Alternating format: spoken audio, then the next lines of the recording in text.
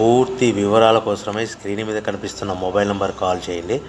షరతులు వర్తిస్తాయి. ఇప్పుడు మీరు చూస్తున్న వీడియోలో single die paper plate making machine. ఈ మిషన్లో బఫే ప్లేట్ తయారు చేసుకోవచ్చు. ఎక్స్ట్రా డై కొనుక్కొని హోటల్లో పార్సల్ కట్టే సిల్వర్ గోల్డ్ కలర్ ప్లేట్లు కూడా తయారు చేసుకోవచ్చు. కానీ ఈ మిషన్లో ఎలాంటి టిఫిన్ ప్లేట్లని, డోనా కప్పులని, ప్రసాదం కప్పులని, టీ కప్పులని తయారు చేసుకోలేము.